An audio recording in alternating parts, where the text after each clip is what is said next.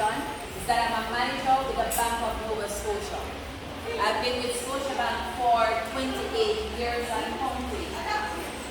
But somewhere along the line, I discovered that there was more to me than just Scotiabank. And so I'm starting that way because many times when we look at where we're coming from, when we look at our friends, we tend to compare ourselves sometimes. So just before I get there, where Scotiabank is concerned, I was born at home and raised in Flankers, Montego Bay. Anybody hear about Flankers? Yes. Alright, so normally when I'm talking to my friends and they're giving me trouble, I give them attitude that I'm a bad girl from Flanker. But I'm not. I just wanted to make the so that they stay away from me. However, Flankers and where we come from time to time has a stigma because it's crime-ridden zone and the girls there get pregnant and people poor and the whole works. But can I tell you something for me? My childhood was, as far as I'm concerned, I was not poor. One of the things I did know for a fact is that I'm going somewhere. So where I used to live in Flankers, vehicles could not come down to where we live because there was no road. So we would have to come off up the top and then walk through a little track. I remember one day dogs rushing me because we have to walk through people's yard to get to where we need to get to. But in my mind, somehow, I said to myself, there has to be more to life than this. I did not grow up with a father. I don't know what it is to have a father. I was raised by my mother. She had 6 of us. Now, some of you might be familiar with, if you're raised as a single parent, your mom or your dad, they would sometimes remind you that father run or mother run and them never run. And so you feel that sense of ownership that you have a responsibility to live up to their expectation. And then at the same time, while you have expectation of your mother or your father, there are your teachers who have expectations. There are those in the community who have expectations. And so sometimes you're going to feel burnt out. Now I want to just remind you and leave the story with you of this little girl who we do not know her name. All we know is that this little girl in particular, she went to this man in authority who had leprosy. And she said to him, if you were to go and visit the prophet in Israel, you will be healed. That's all we know about her. We know that eventually his name was Naaman, and we know that eventually he got healed. Now, out of that, there are some things I want to use to remind you this morning of who you are. One, you need to be at the right place at the right time. What do I mean by that? Right now where you guys are, right place, right time, in school. And as you're getting older and as you're moving to the next term, and as different things begin to, your body begins to go through changes, you're going to find yourself sometimes thinking that one, home is not the place where you want to be. School is not the place where you want to be. Matter of fact, for us, and let's be real girls, sometimes some of the place where we really want to be is under the arms of a little boyfriend. Let's be real. No, it might not be for everybody, but it is the reality. It is the reality. And I want to say something to us, that nothing is wrong with your body experiencing the changes. What is important is having self-control. So it is okay, you need to be at the right place at the right time. The next thing is that you need to be teachable, guys. And I must tell you, honestly, I'm very impressed with this group. There is no noise, everybody looks very attentive. You need to be teachable. In other words, you need to be willing to listen. You need to be willing to find a teacher. And I mean, the 3 persons I'm seeing here, they've taken the time to host this little gathering to equip you guys with the information that you need to be your best self. So you want to be at the right place. You also want to be teachable. Guys, you want to be doing your research on things. Don't just take things as you hear them. Do your research. And I'm saying that because social media is out here dictating to us what is the right thing to do. to everybody on social media. And I'm sure you would have seen some of your classmates, schoolmates, or other schools where the girls, the boys, they are busy living it up on social media. Is that the right place to be? Because there are things that they are missing out. The next thing is that you want to be bold and beautiful, guys. You want to be bold and beautiful. So you notice God made all of it different. Because if you were to stand and look at each, just look at the gathering, everybody have different hairstyles. No surprising, we don't have everybody here with the same hairstyle. We have different quality hair. So some of us can buy the quality hair that we want. Right? Everybody is different. And so, does it mean that because you don't have curly hair that you're not beautiful? Does it mean that because your foot is not nice and small that you're not beautiful? Yes, honey? What up to her hair? She has a unique hairstyle. That is her style. She chose to curl the back and leave the front and catch it up. That's her style. Does it mean that she's not beautiful? She chose to put it up and slay her edges. And that's why, you know what I want to say to you, my darling, what's your name? Huh? Rihanna? Your name? What's your name? So Rihanna, that's what I'm saying. You need to allow yourself to be bold and beautiful. You don't need to give her no attitude because in your own right, you are just bold and beautiful. Let me share something. I'm sorry. My son happens to be he's black, not dark, black. And when he was about 3, I'm sorry, he was at the daycare and they told him he was black and ugly. And I remember the first time he said that to me, I said to him at that time, he couldn't really talk. I said to him, you are fearfully and wonderfully made. Honestly, guys, I didn't know he was listening to me. A couple weeks after that, I remember I picked him up the evening and I was sweeping all the house and he was saying something to me, but I didn't hear. When I paused to listen to what he was saying, this little 3-4-year-old boy said to me, Mommy, they told me that they were saying to me that I'm black and ugly. And I said to them, I am fearfully and wonderfully made. You know what that did for me? One, that my son was listening and I instilled confidence in him. 2, greater than anything else, my child at that small age found the confidence, the boldness to declare to those around him, I'm not black, I am not black and ugly, but I am fearfully and wonderfully made. In other words, I am bold, I am confident, and I am, in his case, I am handsome. People will treat you how you allow them to treat you. Let me say that again. People will treat you how you allow them to treat you. So in other words, you all are salt and light. So a light, and let's say, can the sun act? What is it that can give the sun? Huh? What was that, James? If it gets cloudy, the sun will go in. But the reality is that, have you noticed most times that even when it's cloudy, you see the sun forcing to come through?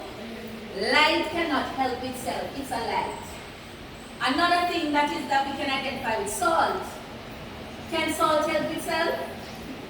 In other words, if you put too much salt on the pot, what happens?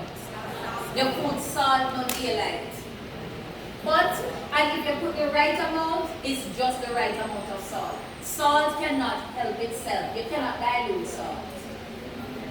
So you are salt and you are light. And lastly, guys, I want to say something to you that there are practical ways that you can enhance yourselves. You guys, one, be authentic. Be you.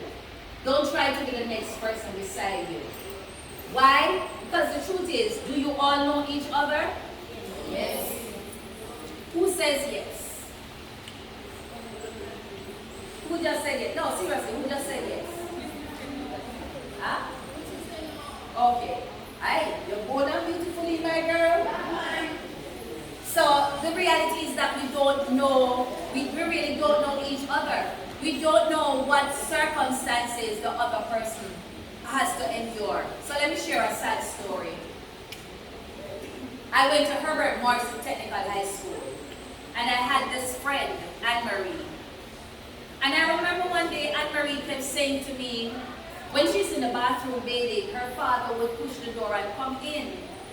But honestly, guys, we were in, this is what, third floor? We were in third floor. I didn't understand what Anne-Marie was saying to me. And she kept saying it that, my father keeps coming into the bathroom. My father keeps coming into the bathroom. But honestly, I didn't understand. I didn't realize that Anne-Marie was really saying to me, telling me exactly what was happening to her. We got to fourth form. We got to fourth form, guys. And I remember Anne-Marie saying to me that she will not be coming back to school. And she gave me a story, actually. She said she's going to another school. By the end of that week, I heard that the persons came up and said that the police was at the office. What happened? Anne-Marie's dad was raping her, and she was now pregnant. I have lived with that all my life. Because in third form, Anne-Marie was really saying to me that my dad is molesting me, and I did not understand. I just thought that because I'm home safe, I live with my mother, nobody can touch me unless me give them permission, that the world was safe. On my show, Uniquely Me with Simone Stewart, I interview women and they share their stories. Now there's one here with Sheena Hanson. Sheena used to attend the Immaculate. Immaculate is a girls' school, right? And so at age 7, between 7 and 9, her mom would leave her with her neighbors.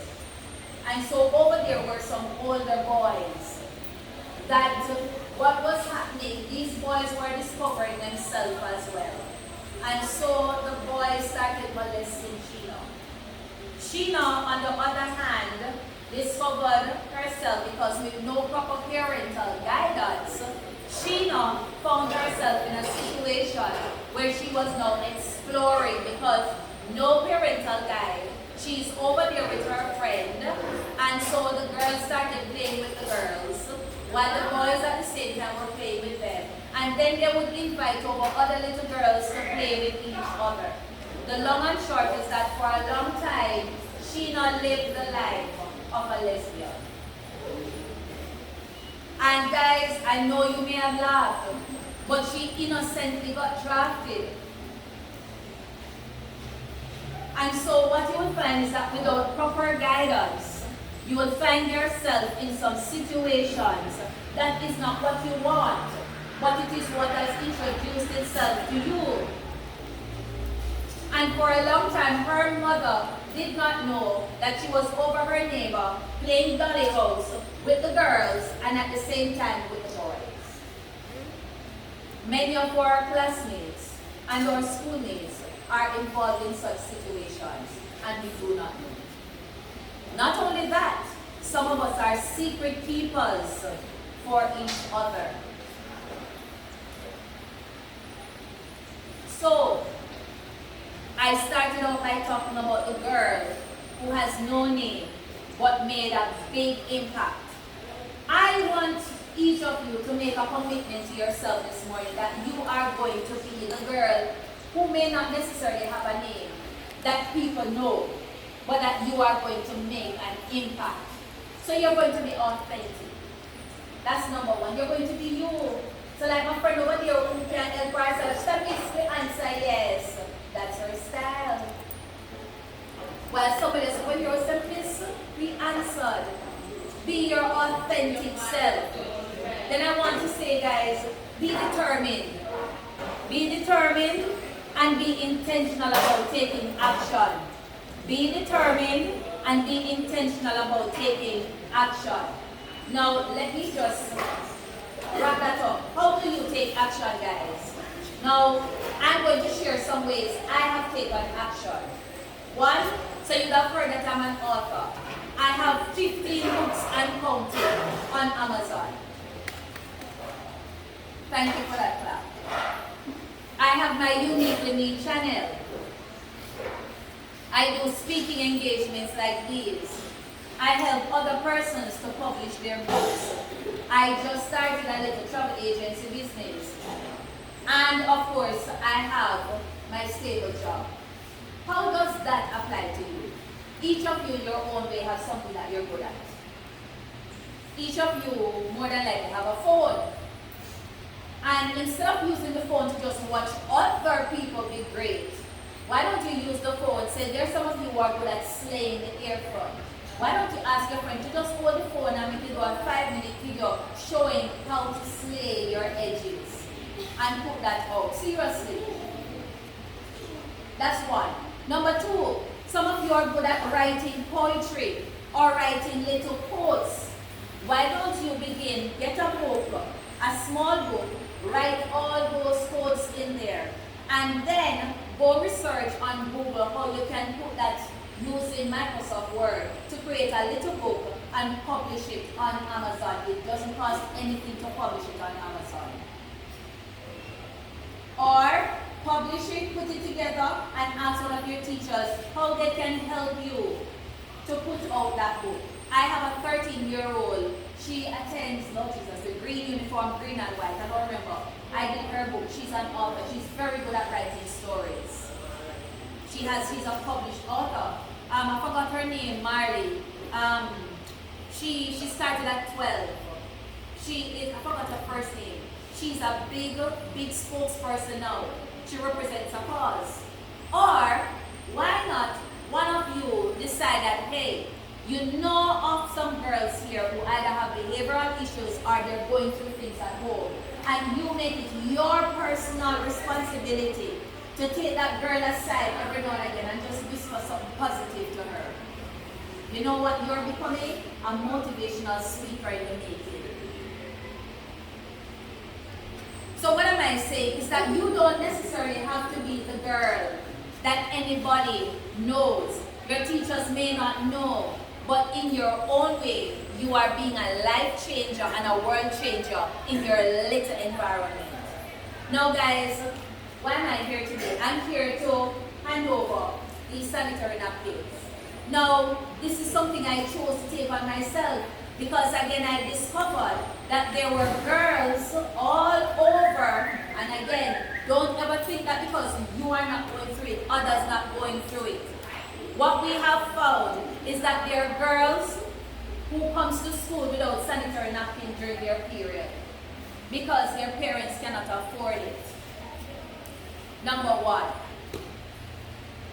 Number two, there are girls who have to use just tissue to help themselves or clean up paper, yes.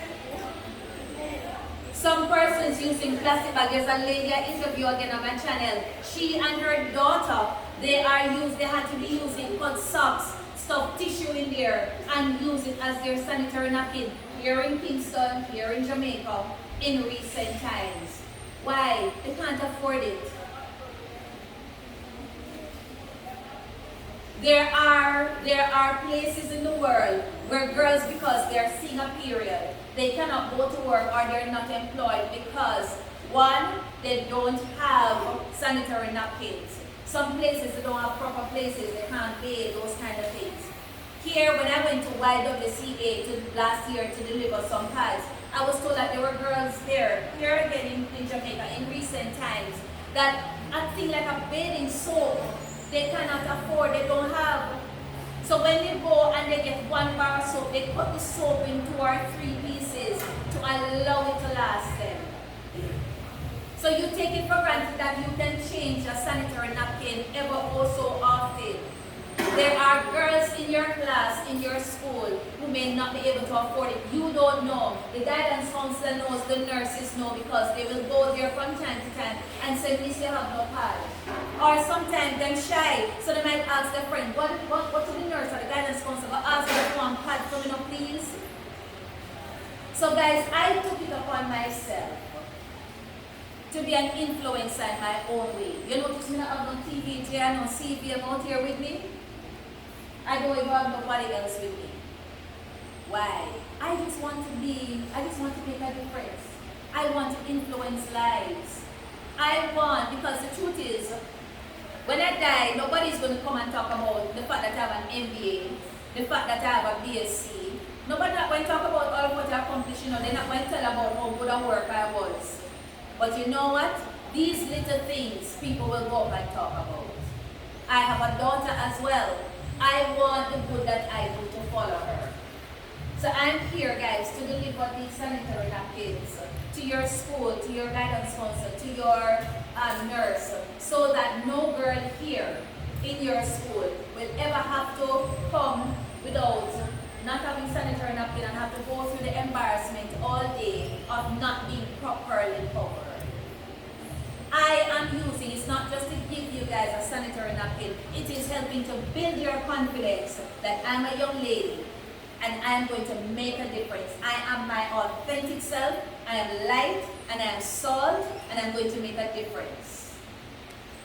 Now if one of you, only one of you, catch what I just said and run with it, I would have accomplished my purpose today. So, as I wrap up, the girl without a name.